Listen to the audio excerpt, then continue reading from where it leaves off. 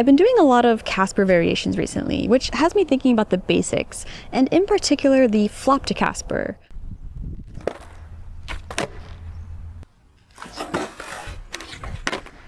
Because even though it's supposed to be one of the most basic, easy versions of this trick, it's actually one that I really struggled with. And I'm pretty sure I was doing rail to Casper back into rail before I was getting a clean flop to Casper anywhere near consistently, let alone cleanly, which is why today I wanted to talk about them specifically. The three main keys that really helped me improve the flop to Casper, how I would learn them now if I could go back and start all over again, and then end the video by showcasing a bunch of different variations of the Casper that you might want to explore one day. Starting with the flop of the flop to Casper, getting into Casper is a lot like the pressure that you use when you pull up into heelside rail. You're using the pressure in your toes to tip the board over, and then right when it gets a good flip, you use your back foot to kind of guide and control it into the stall.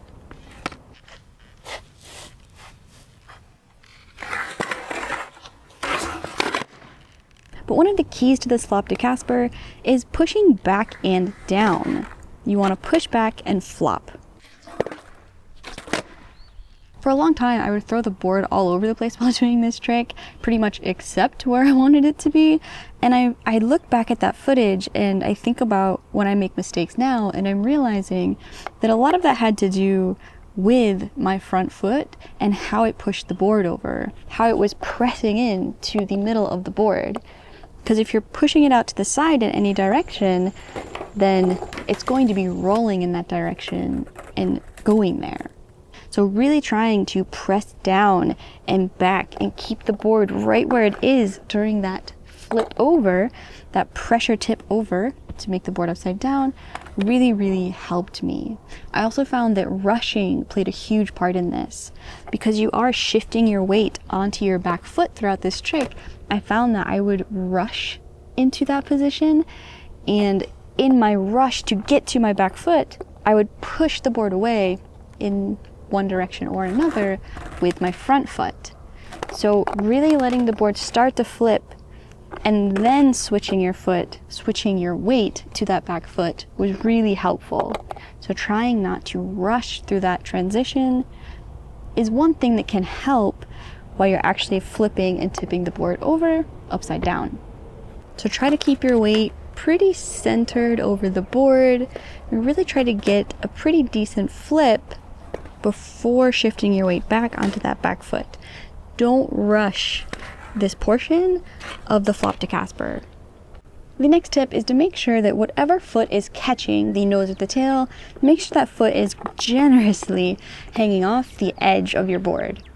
And I do mean generously, like let it touch the ground.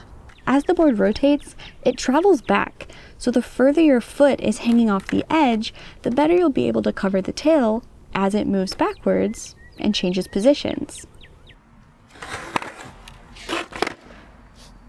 And this same concept works for the pull up into rail again. If your toes aren't really hanging off the board well, as the board rotates and comes up, they're not really going to make it well onto the wheel. But if you hang your foot off a little bit farther, as that board travels and comes back, your foot's going to be in a better position to land on the wheel, and the same thing goes for the flop to Casper.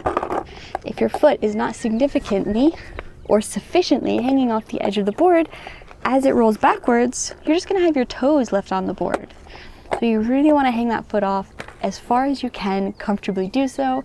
And I mean, this is going to depend on how big your feet are as well, how far you want them to hang off. But as the board rotates, as it moves behind you, your foot is going to be in a better position to cover the nose of the tail and catch your Casper. So your mileage will vary depending on how big the board is and how big your feet are, but just make sure that if you're missing the board, if you're missing the catch specifically, look at that back foot, make sure it is hanging off the board far enough. Or your front foot, because I do know some freestylers who Casper with their front foot, not their back one. Finally, let's talk about the scoop. Over the last couple years, what I realized was so crucial to the scoop was timing.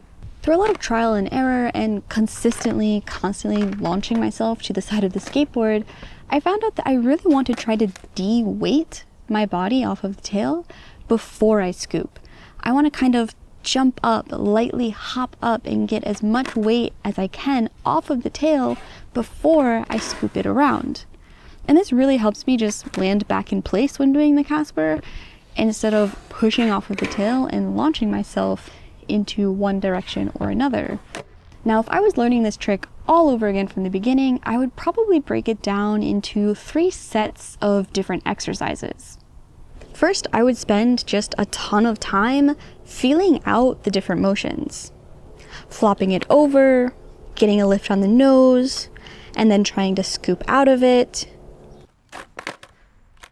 Maybe first off the ground, and then working up until I can do it out of the hold. Once I was comfortable with those, flipping it over, lifting the nose, and scooping out of the hold, I would start trying to get my feet onto it. Once again, flipping it over, lifting the nose, and then trying to get my feet back on it from the lifted stance. If that felt intimidating, I might drop it back to the ground and try to flip up from there again. However, I would work on that until I could scoop out of that lifted position. Once I could land back on the board from that lifted position, I'd start working on that catch and hold. For me, this was the hardest part of learning the Casper, and maybe part of the reason I enjoy working on tricks backwards so much, because I think I do. I like to start on the dismount if I can, and work back into the catch, which is typically what I struggle with more. In part because once you get to this point, the catch is your last puzzle piece. Catch that nose and you're golden.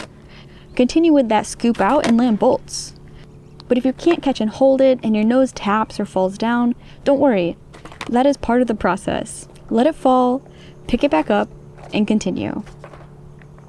As you get better, work harder to keep your feet off of the ground, clean it up over time, and have fun branching out into different variations. Because there are so many fun places you can take Caspers. Suddenly, the world I used to know, I see it differently. You woke me from a dream, now here's reality. Baby, baby, you are really hurting me. 'Cause every time you tell me I'm good and that I'm doing fine, but nothing ever changes. And now I see, baby, you are hurting me. Stuck in repeat. Stop lying. I know you played your part, but baby, it's breaking my heart. How could I know? If you don't need me, just let me know and I go. Regardless of how far you decide to take your Caspers, I do hope you enjoyed this video.